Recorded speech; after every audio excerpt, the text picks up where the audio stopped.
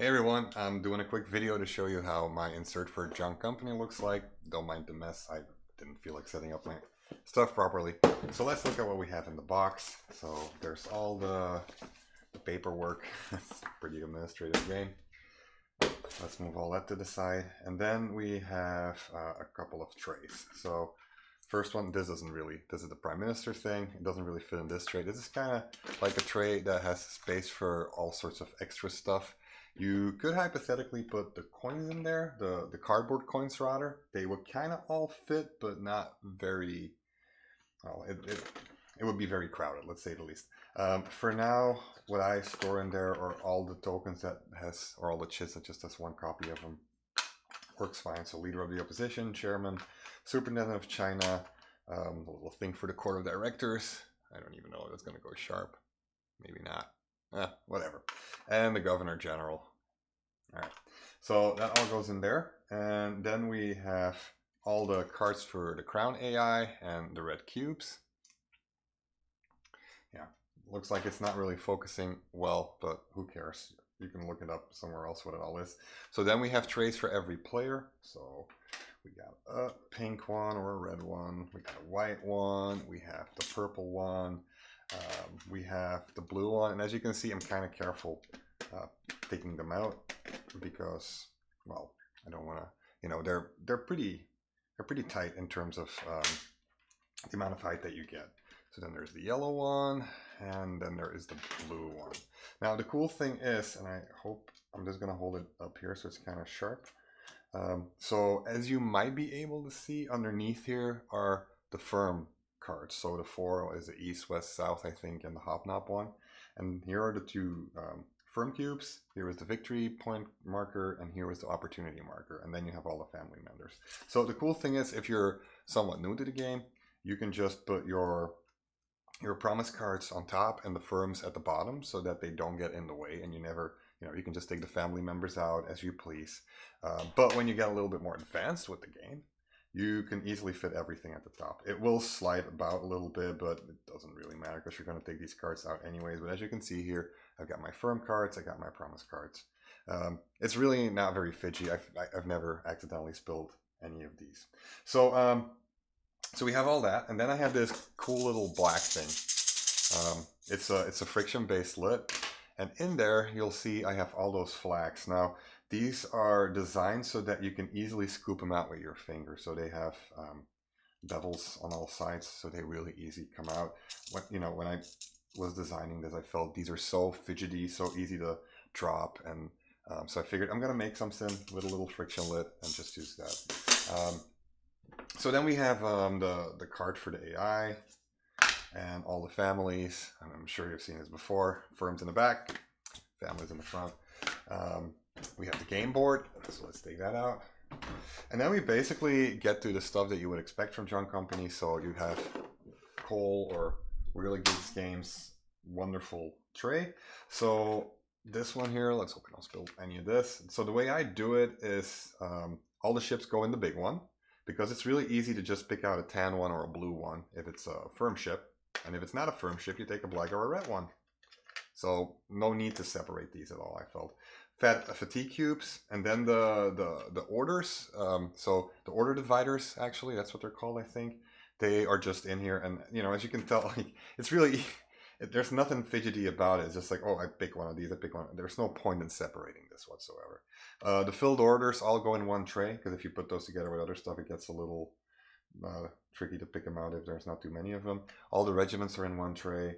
Then there's the governor overlays for each. Again, something I'd rather have in one tray. And then there's a trophy on one side, passed law on the other. Nothing special there. I think this system works perfectly, like super fast. So yeah, it's great. And then we have the coin tray. This is how I put the coins in there. I think on the actual inlay, they're telling us to move the tens down here or something. Actually, usually I put the tens on this side. I don't know why this got switched up. It's weird. But yeah, so that works. And I've seen some people stack these to try to get more space in the box. I messed around with that. I didn't get any better results, honestly. It felt like it was pretty much the same space. And you know, obviously this, I don't know if you saw me take it out. I'm sure you saw it because I took it out. But I'm still using that. I love that. The cohesion just makes it really nice. So then we get to the center of the box, and well, the cards are going to slip a little bit when you're not laying it flat. However, I have not had these cards slip whatsoever with the box. I can do a little shake test at the end to show you. One cool little thing that I printed is this. So it's a tiny little holder for these, so you don't have to pick them out. You can just, bam, put it on the table. They're really, I mean, they're a little weird to remove when I have to hold my hand like this, but if I don't, they're really easy to remove and put back. As you can see, this is how I store everything. So this one's move a little bit. All right, let's take the top cards off here for a second.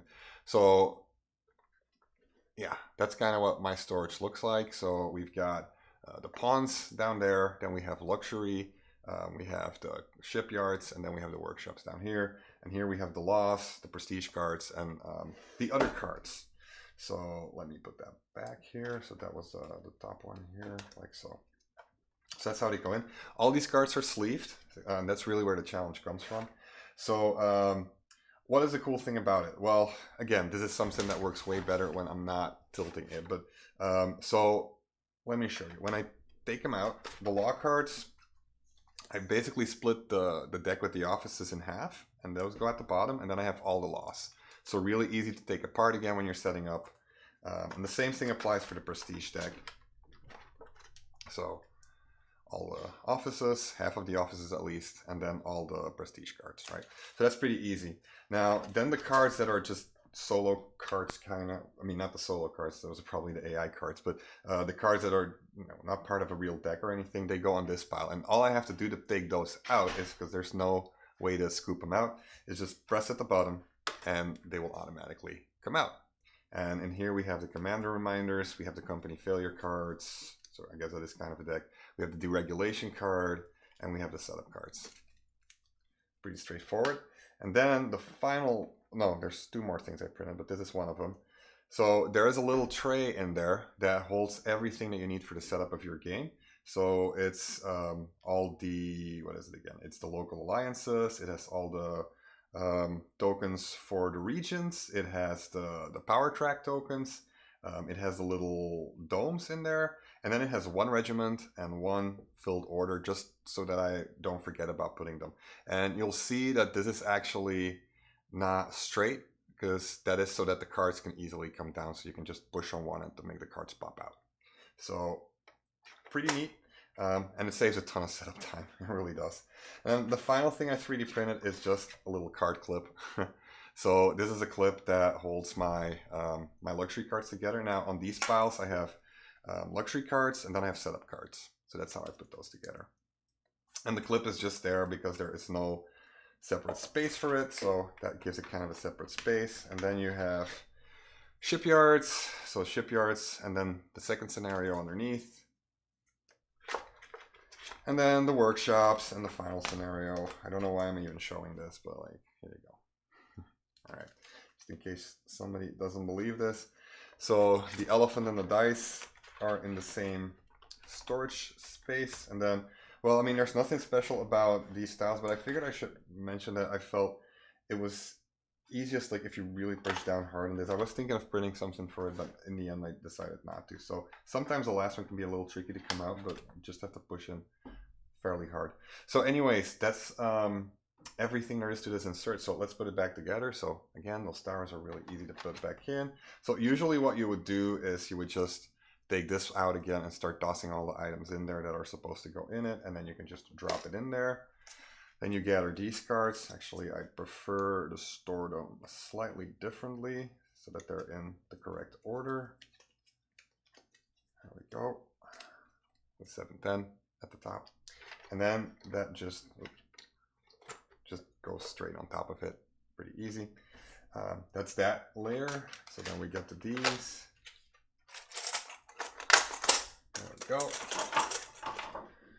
Grab this thing. Put all that in there. The player board. All right. Then all these go on top. Then the colors for the players. I like to put some with the firms out at the bottom, so that if we have a game with new players, that those are the last ones that I'm going to take out. There we go. Like so. here we go. So like you can see, like, yeah, you have to be a little bit careful with it, but not much at all. And then here, what I like to do is I like to make sure that you don't have a situation in which this could fall over or something. I don't think it really matters, but I just get a little neurotic about it, I guess. So I put all the families on one side, and then I make sure that this thing can't go anywhere. It's silly, but yeah. So that goes in here, and then the rest goes at the top. Setup time and breakdown times are really low. Like it's under 5 minutes. And then we grab this that goes on here. We put this on there. There we go. And as you can see, like lift is super minimal. I'll hold it up, like, you know, like, yeah, I mean, that's the lift you're gonna get. Like you can kind of see a sliver. That's kind of it. And then when we shake it up and down, you never know what's gonna happen, but let's see how bad it is. So last time I did this, I had 0 movement at all. Yeah, it looks like that's what's happening as well. So anyways, let's demonstrate it, that there is literally 0 movement. Yoink.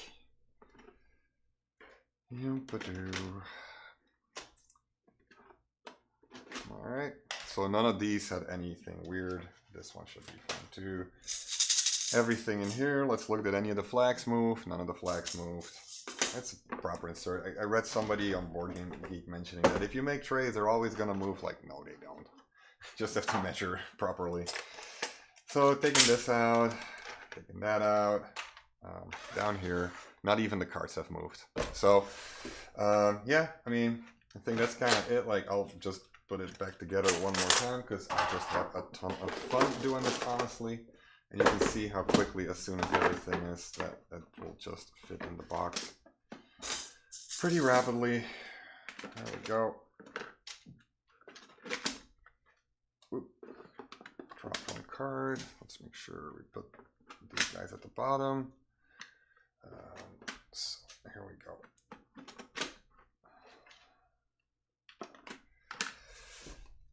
All right, still plenty of room for a nice cheat sheet, such as Dr. Bob's cheat sheet on BoardGameGeek. Will fit in nicely. All right, so that's John Company. Thanks for watching. Get yourself this insert if you like it. Bye-bye.